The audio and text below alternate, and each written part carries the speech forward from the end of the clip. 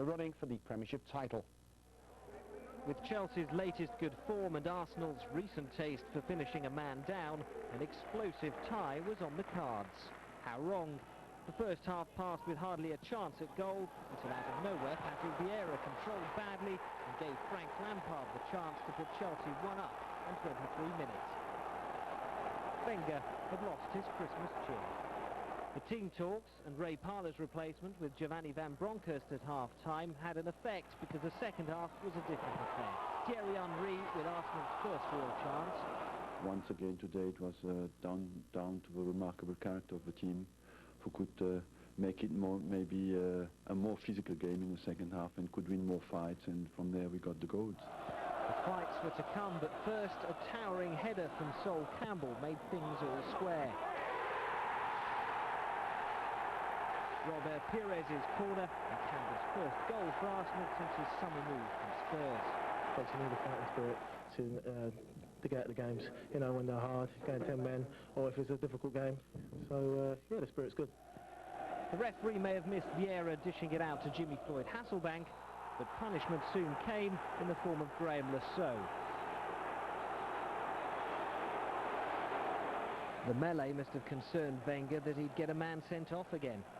The referee kept common sense today and did it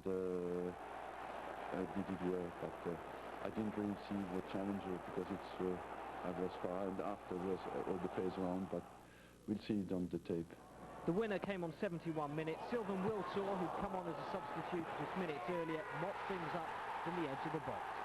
Alec Wilkinson, Sky Sports. Well, it's Newcastle. They head away from Villa Park with all 3 points, and after recent results, an important victory. Well, it's a difficult place to come, and I thought the response from the lads was magnificent. We dominated the play, controlled the game, and the lads were superb. New on-loan signing Nicolas Anelka arrived at Villa Park to be greeted by a big cheer from Liverpool fans, but he started on the bench, although he did come on for the last 20 minutes or so, his first appearance for his new club. But it was Jari Litmanen who set them on their way to victory, shooting into an unguarded net inside the opening 10 minutes after Peter Schmeichel's throw bounced off referee Andy D'Urso. They love to get in on the action, referees and linesmen, whenever possible, but to actually put a through ball to Liverpool's Litmanen to put them one with that is taking a biscuit, really. You can't blame Andy D'Urso. He had his back to Peter Schmeichel. It's just caught him straight in the middle of the back. Jari Litmanen, experienced. Let's just put the ball straight into an empty net, and that's life. Villa were level with 20 minutes gone. Juan Pablo Angel's shot was blocked by Jerzy Dudek, and Lee Hendry was on hand to make it 1-1. Liverpool had the chance to regain the lead just before half-time after Steven Gerrard was fouled by George Boateng. But Litmanen's spot kick rebounded off the post. John Gregory came to the director's box to argue with the officials and was sent back to the director's box for the rest of the match as a result. Villa had chances after the break. Ian Taylor hit the post, and Paul Merson's follow-up was blocked. And Dudek produced a good save to turn Gerrard's Vassell shot around the post. But with just over a quarter of an hour to go, Vladimir Smisa raced on to Patrick Berger's through ball to ensure a Liverpool victory. You're always looking for that little bit extra, particularly when we're down. And I thought the lads were... We move ahead, Villa, Liverpool. You didn't quite see it, but Schmeichel tried to toss it out in the distribution. He hits the referee. Leads to a goal for Liverpool, but Hendry trying to score at 1-1. Schmeitzer gets the winner in minute 73. Quinn, as he puts Sunderland in front after 17 minutes.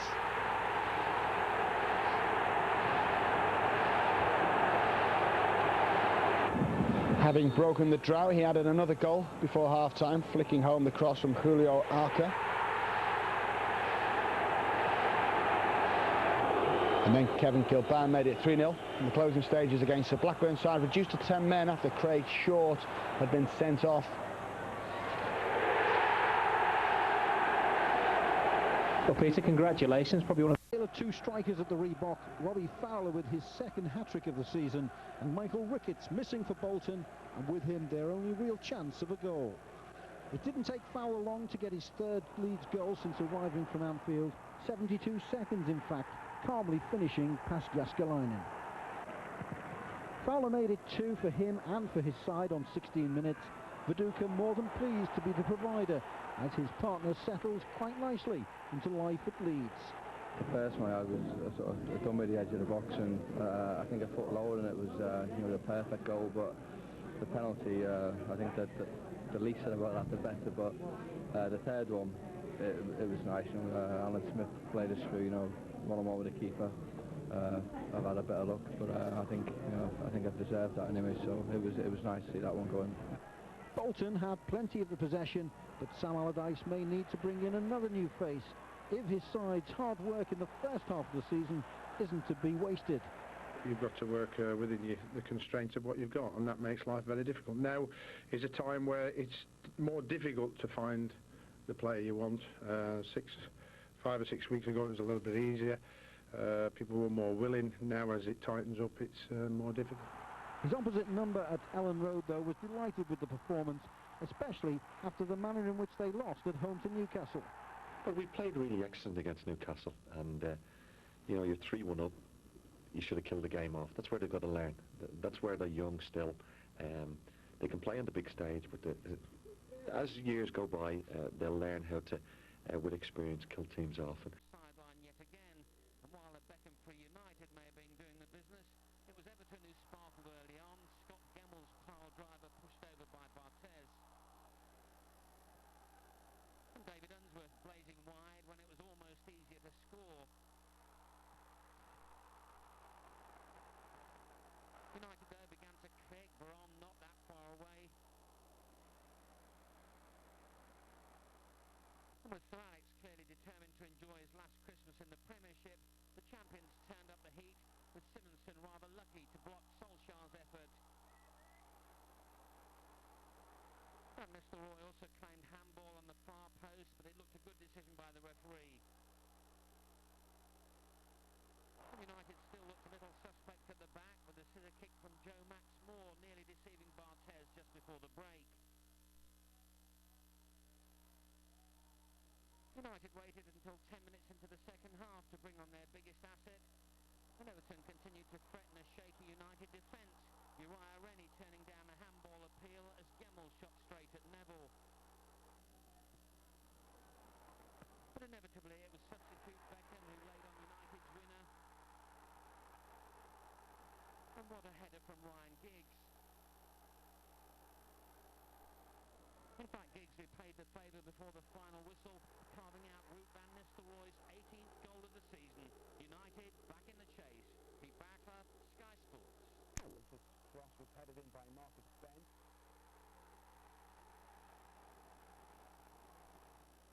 Lone signing Sixto Peralta made the point save with his first goal for the club as George Burley's side recorded back-to-back wins for the first time in the Premiership to climb out or off the bottom. Straight wins in the Premiership for Newcastle. The Magpies are flying high as the informed side. They disposed of neighbours Middlesbrough with ease.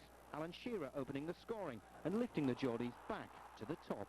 It would have been a crying shame if we had 2 great results like we did at Arsenal and at Leeds, and to come and spoil it here today. But I thought the attitude from the lads were fantastic. We started the game off really well, which gave us a platform to build on and go and win the game and score 3 good goals, and perhaps should have been more. Borough simply couldn't live with the league leaders. Gary Speed headed in the second, though there is a question mark over the goal scorer. Can you clarify one thing? Is it your goals or is it Craig Bellamy's? We've heard a whisper he's trying to claim it. Well, he said so, but I'll claim it. That's just, I got my head to the net rippled, so I'll claim it until somebody takes it off me. So it was going in, wasn't it? We have a good team, there's no doubt about that. You can't do what we've done without good players. We've got good players, and in some 1 or 2 situations, we've got brilliant players.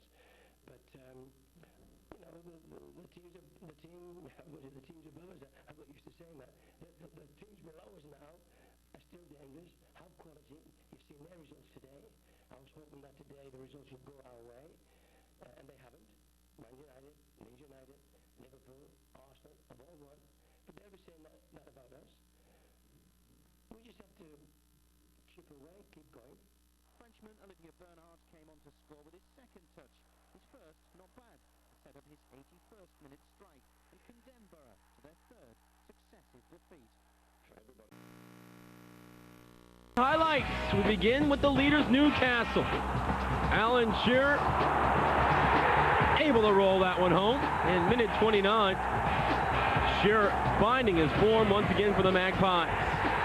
Fast forward to the second half, a blistering header from Gary Speed in minute 58. Bernard closed the scoring in minute 8. And it was James Beattie who got the only goal of the game to give the home side the victory. On his return to Southampton, Glenn Hoddle expected a bit of stick from the home fans. And there were elements of the crowd on your back. Tell me something new. At half-time in this game, what he didn't expect was Southampton to go on and win it. I've never dominated a game so much in the first 45 minutes, and that was the key. If we score, I think we win the game from there on, because they, it was just one-way traffic. In an innocuous first half, only Les Ferdinand really went close, and that was just before the break. However, in the second half, Southampton woke up, and when Svensson was put clean through, Sullivan's save was first rate. Ferdinand then showed Spurs weren't going down without a fight. And when Paul Jones miscalculated, Gardner's industry was nearly rewarded by Sheringham, but for Paul Williams. And 5 minutes later, the defender made the goal. It was his ball forward, which James Beattie challenged for and won. And isn't it interesting how views from the dugout vary? You could say Sunshine and Sullivan was wrong. Could say, or you could say, what a brave person James Beattie is. And he's deserved that, because the work that he has put in since I've been here is quite phenomenal. The sun was a problem at this end. Was controversially booked for diving. Derby manager Colin Todd called it the turning point. Benito Carboni sending off at the start of the second half. It came courtesy first of a yellow card for diving. Then another for the rash challenge on Thomas Rebka. He got booked for play acting. He didn't play act, I know. But the second one, I think referees should know a player like Benito's not going to go over the top to anybody. And I think the TV evidence will show that he didn't make contact at all. But by the time Carboni was off, West Ham were already a goal up. Don Hutchison's free kick steered in by Sebastian Schemmel, his first for the club. The second came courtesy of Michael Carrick's crossfield pass and some slack defence, which allowed Paolo Di Canio to steer in his 5th of the season. West Ham began the showboating. Joe Cole's cross met spectacularly by Trevor Sinclair. A strike to savour for the man who's had his transfer request turned down by West Ham. You know, I'm not a prima donna or someone who's going to go sulking and not playing for the team. I love playing football, that's what I want to do. You know, the fact that I'm not playing in Europe is just, you know, hard luck. I've signed for West Ham. They're not in Europe at the moment. You know, let's get them into Europe. In injury time, Jermaine Defoe made it 4-0, and the Hammers had given themselves a real boost ahead of some tough matches. The game on Saturday here against Liverpool, you know, a serious title contender. It's going to be very difficult for us. But on the back of the last